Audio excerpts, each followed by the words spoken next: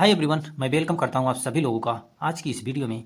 दोस्तों, मैंने रोज़ की ही तरह आज भी एक इंटरेस्टिंग स्टोरी लेकर आया हूं, जिसमें हम आज सीखने वाले हैं इंपॉर्टेंट वर्ड्स मीनिंग, स्ट्रक्चर और टेंसेस को। और ये स्टोरी बेस्ड है the poor farm boy and a leprechaun. एक आप कह सकते हैं फार्म का गरीब लड़का और एक बौना, ये इसका टाइटल है। दोस्तों, ये बहुत ही इंटरेस्टिंग स्टोरी है। इसमें इंपॉर्टेंट वर्ड्स मीनिंग का बहुत ज़्यादा यूज किया गया है। सो आज हम ज़्यादा से ज़्यादा वर्ड्स मीनिंग को सीखने वाले हैं। So let's start right now. देखते हैं the poor farm boy and a leprechaun. Once upon a time in Ireland there lived folk called leprechauns who knew magical tricks. One day it so happened that a leprechaun was stealing eggs and a farm boy saw him.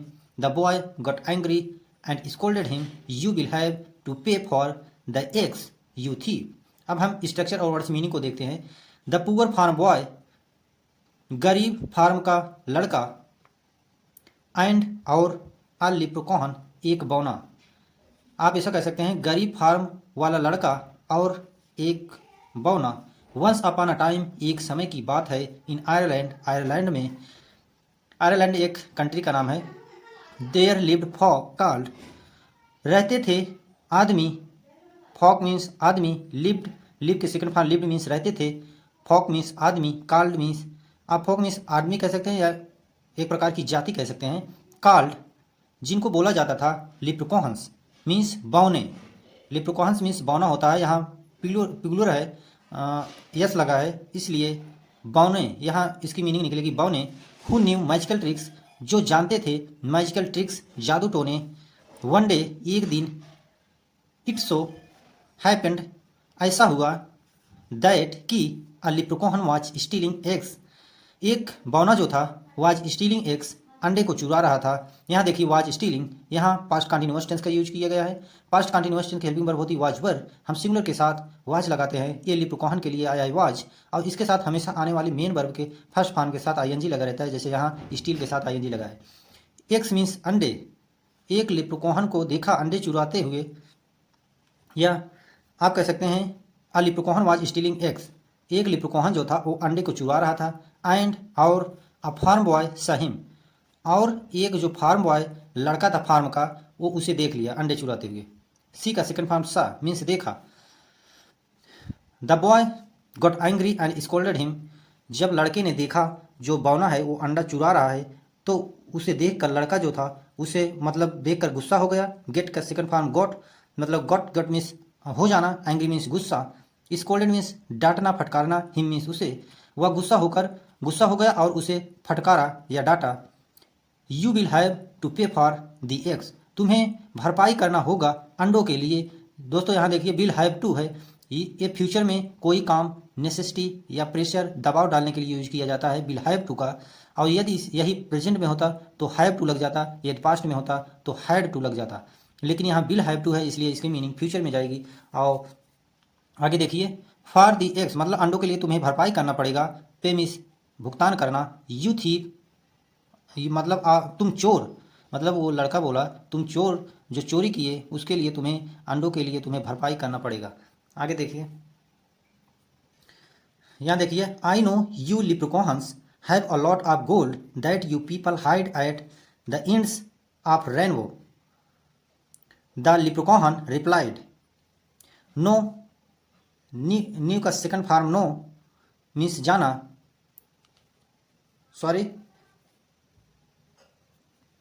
अब यहाँ से देखिए, I know you, मैं तुम्हें जानता हूँ, no means जानना, लिप्रोकॉन्स means मैं तुम्हें जानता हूँ, मतलब बौने जात को या बौने लोगों को मैं जानता हूँ। I have a lot,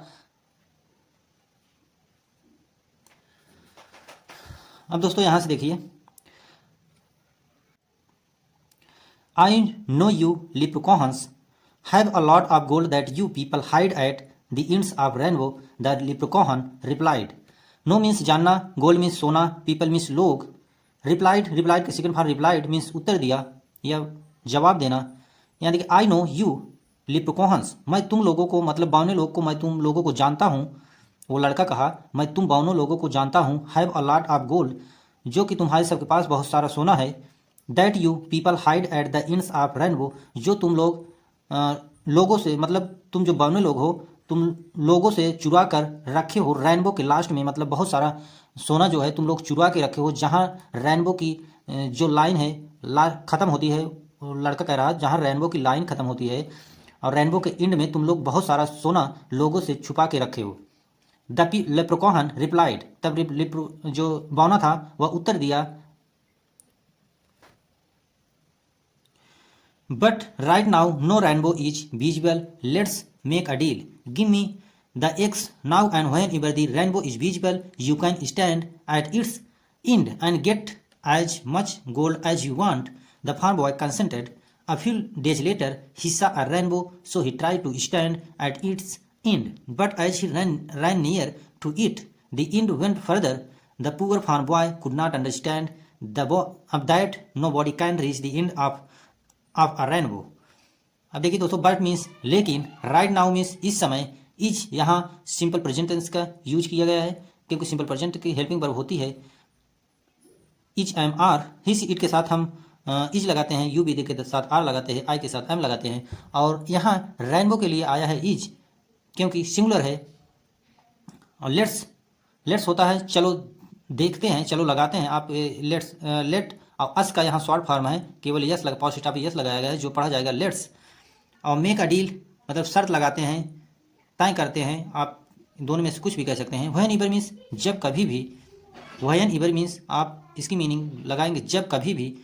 is visible, यहाँ देखिए सिंपल प्रेजेंट टेंस का यूज किया गया, सिंपल प्रेजेंट की मैंने बताया था हेल्पिंग वर्ब होती है इज एम आर, और यहाँ रेनबो के लिए इज आया है क्योंकि सिंगुलर है। यू कैन स्टैंड, कैन का यूज हम प्रेजेंट की एबिलिटी बताने के लिए करते हैं। इंड मीन्स लास्ट में, गेट एज मीन्स प्राप्त करना, मच गोल्ड मीन्स जितना सोना, एज यू वांट मीन्स जितना तुम चाहते हो, कंसेंटेड मीन्स सहमति, कंसेंट मीन्स सहमति, कंसेंटेड मीन्स सहमत हुआ, a few days later means कुछ दिनों बाद, सी का सेकंड फॉर्म सा मीन्स देखा, ट्राई टू मीन्स प्रयास किया, रैन रैन मीन्स रन के सेकंड फॉर्म रैन मीन्स भाग जाना या दौड़ा, went further means go went गान होता है, गो के सेकंड फॉर्म वेंट मीन्स चला गया, फर्दर मीन्स आगे। यहाँ देखिए कुड हम पास्ट की एबिलिटी बताने के लिए करते हैं, जैसे यहाँ मैंने बताया था काइन की हम प्रेजेंट में एबिलिटी बताते हैं, कुड का हम पास्ट में बताते हैं, और नेगेटिव है तो नॉट लगा हुआ है। अंडरस्टैंड मीन्स समझ जाना, नो बॉडी मीन्स कोई भी व्यक्ति, काइन यहाँ देखिए प्रेजेंट की एबिलिटी बताने के लिए यूज किया गया है। रीच मीन्स पहुँचना। अब इसकी हम हिंदी समरी देखते हैं दोस्तों। बट लेकिन right now no rainbow is visible, इस समय कोई भी रेनबो होता है इंद्रधनुष, कोई भी इंद्रधनुष इस समय विजिबल मीन्स दिख नहीं रहा है। लेट्स चलो मेक अ डील, एक शर्त लगाते हैं, give me the eggs now, मुझे इस समय मतलब अंडे को दे दो, एंड वो जो बौना था लड़के से कह रहा है चलो एक शर्त लगाते हैं, लेकिन इस समय जो अंडा है जो अंडे हैं मुझे अंडों को दे दो इस समय, एंड व्हेन एवर और जब कभी भी, द रेनबो इज विजिबल जब रेनबो कभी विजिबल कभी दिखे तुम्हें, यू कैन स्टैंड तुम खड़े हो सकते हो, एट द एंड लास्ट में, मतलब लड़का कह रहा था तुम रेनबो के लास्ट में पूरा धन आदमियों से छिपा के रखे हो, तो बावना कहा ठीक है, जिस दिन रेनबो दिखे तुम्हें तो तुम चले आना और रेनबो के लास्ट में खड़े हो जाना। आगे देखिए वही यहाँ बात हो रही है, स्टैंड एंड इंड्स लास्ट में खड़े हो जाना, and get as much gold as you want, और तुम उतना प्राप्त कर लेना जितना तुम्हें सोना चाहिए, या तुम जितना चाहते हो उतना तुम सोना ले लेना। द फार्म बॉय कंसेंटेड, जो फार्म का लड़का था वह सहमत हो गया। अ फ्यू डेज लेटर कुछ दिनों के बाद, ही सा अ रेनबो, उसने एक रेनबो को देखा, सो इसलिए ही ट्राई टू, उसने प्रयास किया, stand at the end last में खड़ा होने का, but as he ran near, लेकिन वह दौड़ा पास में, टू इट उसके या इसके, द एंड वेंट फर्दर, वह गया आगे, लास्ट मतलब लास्ट में आगे गया। द पुअर फार्म बॉय, जो पुअर फार्म मतलब जो गरीब फार्म का लड़का था, could not understand that nobody can reach the end of rainbow, मतलब वो जो पुअर फार्म का लड़का था वह समझ नहीं सका दैट कि नो बॉडी कोई भी व्यक्ति कैन रीच पहुंच सकता है the end of the rainbow, मतलब वह लड़का इतना नहीं समझ पाया कि कोई रेनबो के लास्ट में पहुंच ही नहीं सकता क्योंकि इंद्रधनुष का कोई अंत नहीं होता। तो आई होप आप लोगों को स्टोरी पसंद आई होगी। So thank you for watching this video. So दोस्तों, आप लोगों को स्टोरी पसंद आई होगी। यदि पसंद आई हो तो प्लीज़ चैनल को सब्सक्राइब कर लीजिएगा। सो दोस्तों, मैं आशा करता हूँ कि आप लोगों को ये स्टोरी अच्छी लगी होगी। यदि अच्छी लगी हो तो प्लीज़ चैनल को सब्सक्राइब कर लीजिएगा, क्योंकि ऐसी इन्फॉर्मेटिव वीडियो मैं आप लोगों के लिए लाता रहूँगा। और ये छोटे छोटे टॉपिक्स जो हैं हमारे दिनचर्या में बोले जाने वाले सेंटेंसेस और स्पोकन इंग्लिश को इन्हेंस करने के लिए बहुत हेल्प करेंगे। सो thank you for watching this video.